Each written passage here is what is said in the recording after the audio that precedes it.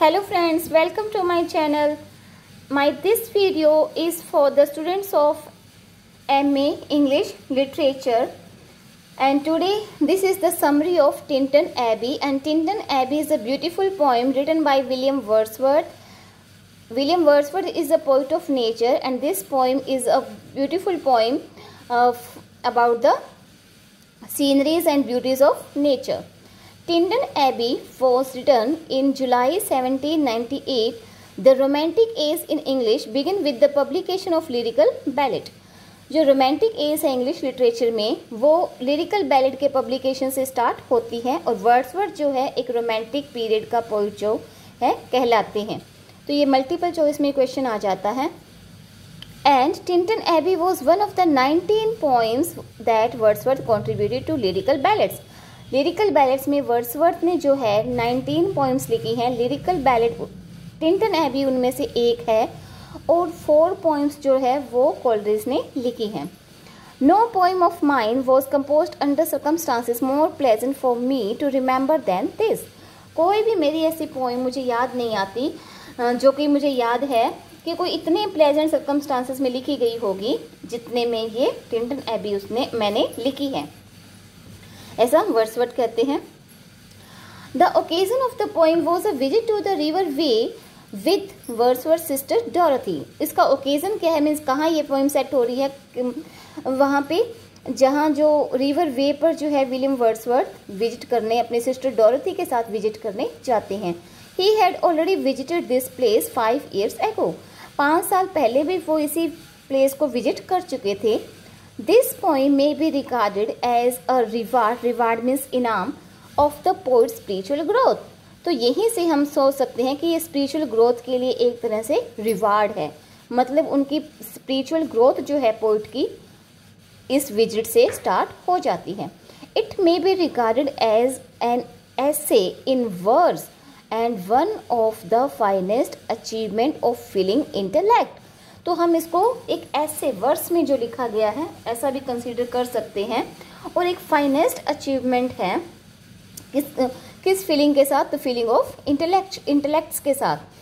Tintern Abbey stands with the immortality ode and the 2 greatest landmark in Wordsworth poetry. The opening lines show the poet revisit to Way River after the gap of 5 years.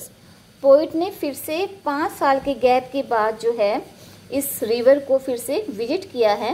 The lines give us a vivid description of the scenes visited by the poet. तो जो line है इसमें, जो भी lines लिखी हैं poem में, तो वो एक विविड पूरा डिस्क्रिप्शन देती है उन सारे सीन्स का जो पोइट ने क्या किया है, विजिट किया है. मतलब इस पोइम को पढ़ने के बाद वो एकदम से हमारे सामने जो इमेजिनेशन पूरी वैसा का वैसे पिक्चराइज हो जाती है कि कैसा कैसा प्लेस वो रहा होगा, किस टाइप का वो प्लेस रहा होगा. क्योंकि पोइट के जो वर्ड्स हैं वो इतने ब्यूटीफुल है, इतने ब्यूटीफुली एक्सप्रेस किया है उन्होंने नेचुरल सीन्स को कि वो एकदम हमारे सामने विजुअलाइज हो जाते हैं. The water rolling from their mountain springs the steep cliff. Steep means बहुत तीखी, ऊपर से जाके जो बहुत तीखी हो जाती है. Cliff the dark sycamore tree, sycamore यहाँ पे ट्री है. The plots of the cottage ground the unripe fruits hatch rose.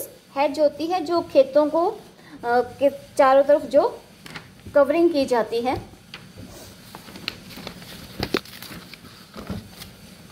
The poet says Oh, 5 long winters, and again I hear these water rolling from their mountain springs with a soft island murmur.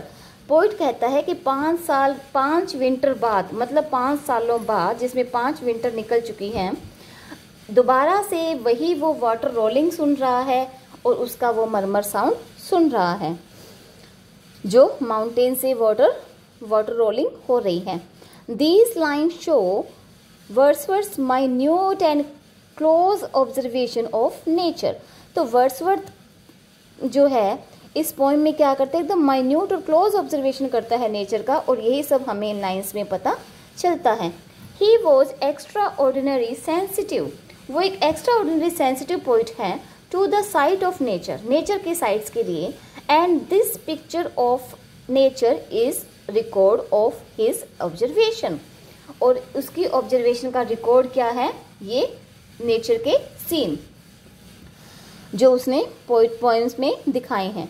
It has been said that reading his nature description is like visiting a scene of nature, कि जब हम ये poem पढ़ते हैं तो जब हम उसके नेचर के डिस्क्रिप्शन को रीड करते हैं, जैसा कि वर्ड्सवर्थ ने लिखा है, तो हमें ऐसा लगता है जैसे कि हम खुद ही जो है उस प्लेस को विजिट कर रहे हैं। The second part of the poem shows at a long absence does not seem to have blotted out his memory। तो जो सेकंड जो पार्ट है उसमें ये दिखाया जा रहा है कि एक लंबे एब्सेंस के बाद वो यहाँ पर आया है, लेकिन उसकी मेमोरी में कोई भी ग्लोट इससे नहीं हुआ है। This beautiful part of the poem traces the growth of poets mental growth and attitude in general. तो इससे पता चलता है पोइट की मेंटल ग्रोथ का और जनरली उसके एटीट्यूड के उसके ट्रेसेस इस पोइम से हमें मिलते हैं। क्योंकि पहले जब पोइट यहाँ पर आया था तब वो एक बॉय था, एक बॉयश एज में वो आया था, और अभी वो एक थोड़ी मैच्योर एज में है, तो अभी उनकी मेंटल ग्रोथ का इससे पता चलता है। Nature have been The beautiful shapes of nature have been a source of comfort to him and have sustained mean बरकरार रखना, him during exile, amid of noise of towns and cities। और nature के ये जो beautiful scene है वो बने रहते हैं, सस्टेन रहते हैं, और ये क्या करते हैं, जो सिटीज़ के नॉइज़ को वो ओमिट कर देते हैं। They have acted on him as a sympathetic deeds। The beautiful shapes of nature have also served to him that blessed mood in which one begins to understand the mystery of life। तो ये natural जो scene है वो एक तरह से एक blessed mood को उसे देते हैं, मतलब एक अच्छा मूड उसका बनाते हैं, and which begins the understand, और उससे वो क्या अंडरस्टैंड करने लगता है, the mysteries of life. When ever the poet is oppressed, oppressed means परेशान, वैसे अत्याचार होता है इसका मतलब, लेकिन यहाँ हम परेशानी से लेंगे, या परेशानी से ही इसमें ले लेते हैं हम। बाय फ्रेटफुल, एक चिड़चिड़ापन, stir and fever of the world he felt relief by thinking of these scenes of nature. तो जब भी जो पोइट है बहुत परेशान हो जाता है, बहुत चिड़चिड़ा हो जाता है इन पब्लिक जो वर्ल्ड के जो भी फीवर है, या मतलब परेशानियों से, वर्ल्ड की परेशानियों से जब वो बहुत ज़्यादा परेशान हो जाता है तो वो क्या करता है, ही फेल्ट रिलीफ, उसे रिलीफ फील होता है, किसके through, by thinking of these scenes of nature. जब वो नेचर के इन सीन को अपने दिमाग में सोचने लगता है तो उसको जो वर्ल्डली जो अफेयर्स हैं जिनसे हमें बहुत ज़्यादा प्रॉब्लम फील होती है उसमें उसे रिलैक्स फील होने लगता है। That blessed mood in which the burden of the mystery, in which the heavy and the wearing भी थकाने वाला होता है, wearing weight of all this intelligible world is lightened। तो इसमें वो कहता है कि ये एक तरह से ब्लेस्ड मूड है जिसमें क्या होता है कि हम mystery, the burden of the mystery का जो बर्डन है, and the heavy and the weary weight, और ये बहुत ज़्यादा हैवी और वियरी वेट किस चीज़ का, अनइंटेलिजिबल वर्ल्ड का, जिसको कोई समझ ना सके, इस टाइप के इस वर्ल्ड का जो वेट है वो लाइट हो जाता है, हल्का हो जाता है। The Wordsworth looks upon nature as a healing influence on troubled mind. तो हीलिंग इन्फ्लुएंस होता है कि एक परेशान दिमाग को रिलैक्स फील कराना, हील करना उसको। वैसे इसका एग्जैक्ट मीनिंग रिलैक्स नहीं होता, क्योर करना होता है। Now once again the poet stands on the bank of river Wye and the old pictures revises in his mind, then he contrast his attitude to nature as a man. और अब वो क्या कर रहा है, उसका नेचर के साथ जो एटीट्यूड है वो एज अ मैन के रूप में वो कंट्रास्ट उसको कर रहा है, क्योंकि पहले वो एक बॉयिश एज में था जब वो यहाँ पर आया था। As a boy his love for nature was purely sensuous and physical. He enjoyed nature through the senses. जब वो बॉय था तब वो नेचर को अपने सेंसेस के थ्रू ऑब्जर्व कर रहा था। At that time the sounding cataract haunted me like a passion. उस टाइम जो साउंडिंग कैटरेक्ट है, जो झरना है, उसका जो आवाज़ है, उसको वो एक जैसे किसी जुनून जो उसको मतलब कोई हावी हो जाता है, उस तरह से वो उसको इन्फ्लुएंस या उस पर प्रभाव डाल रहा था। हॉन्टेड वैसे डराना होता है, या किसी यहाँ पर इसका आएगा हावी हो जाना। वैसे हॉन्टेड होता है एक बहुत ही डर वाला प्लेस या किसी कोई चीज़ का डर। And his hungry soul itself on the beautiful colours and lively from of the mountains the woods. तो माउंटेन और वुड से उसके सारे जो सीन हैं, उसकी जो हंग्री सोल है itself, and his hungry soul itself, ये छोड़ दो, इसमें क्लियर नहीं हो रही है। I cannot paint, but then I was the sounding cataract haunted me like a passion. कुछ लाइन्स में ऐसे है कि वर्ड्स मिसिंग होने की वजह से वो लाइन बन नहीं रही है, तो ये तो वही है जो ऊपर एक्सप्लेन मैंने किया। But as the poet advanced in age gradually, लेकिन जैसे जैसे पोइट अपने एज में बढ़ता जा रहा है धीरे धीरे, he begin to look upon nature in a new light. तो वो नेचर में एक नई लाइट से नेचर को देखने लगता है, मतलब एक नए नज़रिए से वो नेचर को भी देखता है। After his familiarity with the suffering of Mankind, जब वो मैनकाइंड की सफरिंग से फेमिलियर मीन्स परिचित हो जाता है। मीन्स पहले तो वो एक लड़का था, उस टाइप से सोचता था, और अभी वो एक ह्यूमैनिटी के बारे में थोड़ा सोचने लगा, क्योंकि वो ह्यूमन बींग्स की प्रॉब्लम्स को समझता है अभी।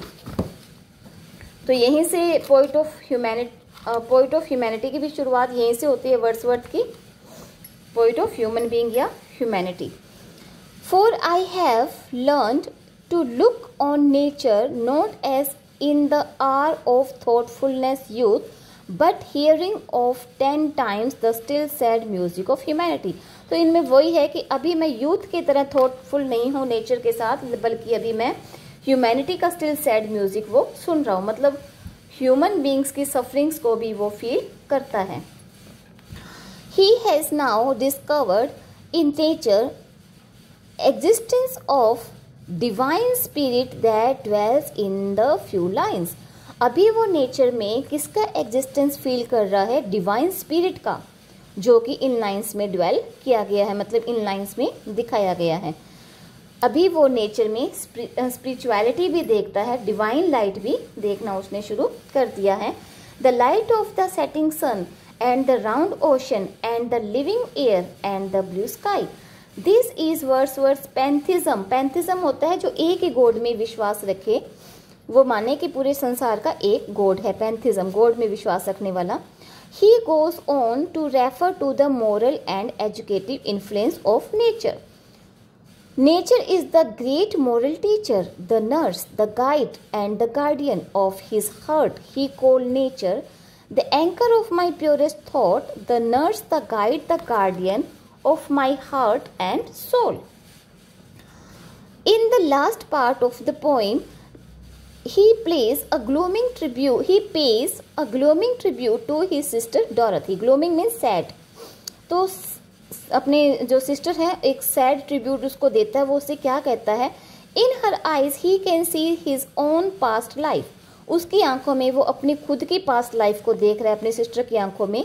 ही advises Dorothy to submit herself completely to nature impulsions, because nature has the purifying, ennobling and elevating effect on man. वो उससे कहता है कि अपने आप को कम्प्लीटली नेचर की तरफ, नेचर को दे दो, मतलब पूरी तरह से नेचर के लिए डिवोटेड हो जाओ, क्योंकि नेचर में क्या है? नेचर प्योरीफाई करता है, हमें इनोबल बनाता है, एलिवेटिंग इफेक्ट ऑफ, और मैन ह्यूमन बीइंग पर एक एलिवेटिंग इफेक्ट नेचर डालता है। And lead him to joy, और उसको जॉय की तरफ लेके जाता है। Nature he says never betrays the heart that loved her. Betrays होता है दुख देना, तकलीफ देना या धोखा देना.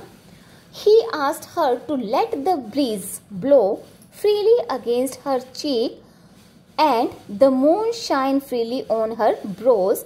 Poet says, knowing that nature never did betray the heart that loved her, it is her privilege, though all the year of this our life. He calls himself the worshipper of nature.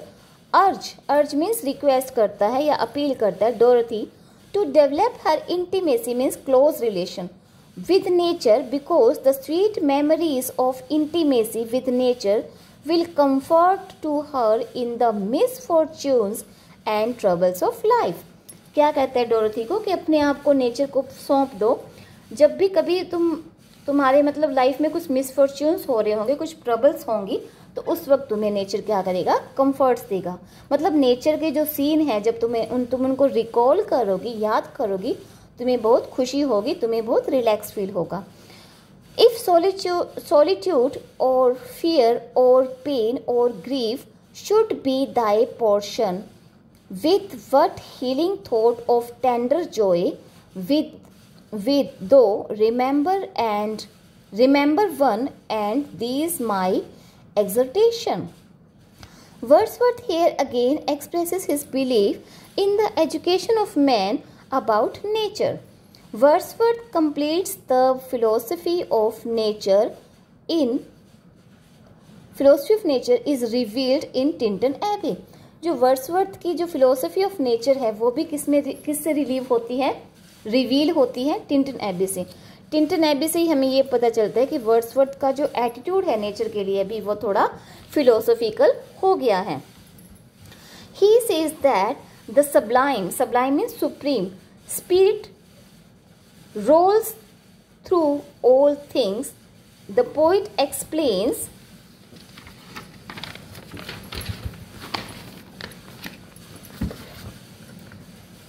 इसमें थोड़ा mistake है, इसे छोड़ दो.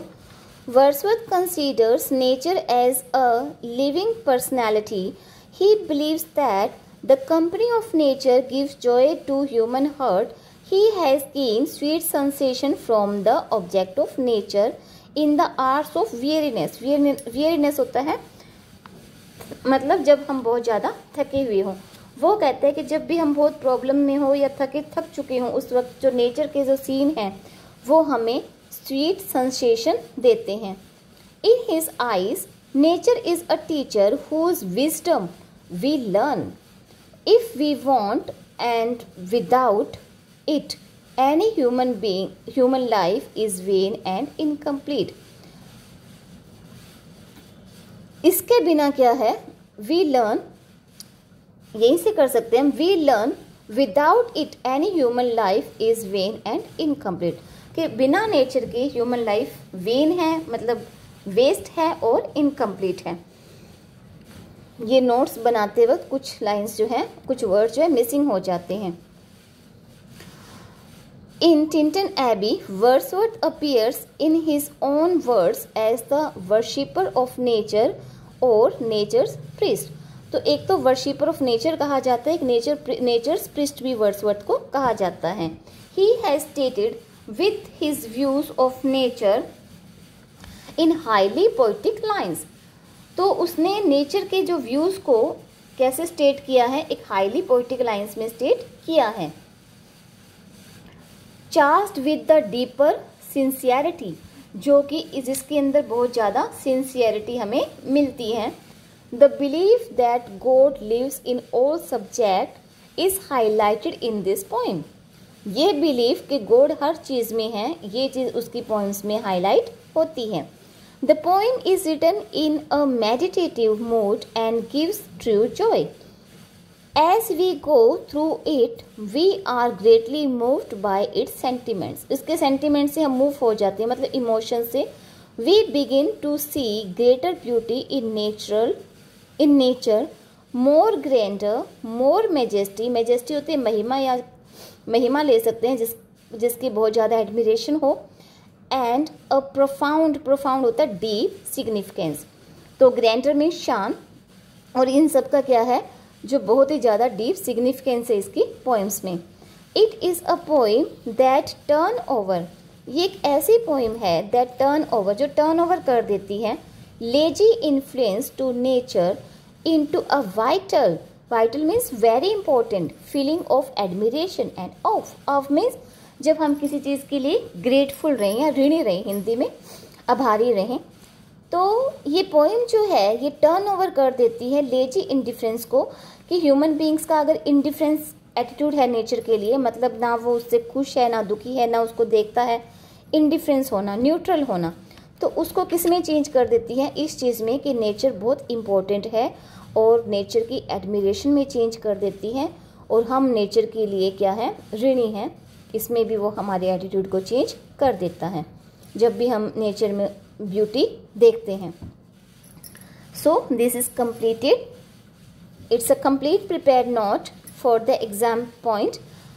And if you like this, then please press the button like and subscribe. For the next, we will do ode on intimation of immortality. Thank you.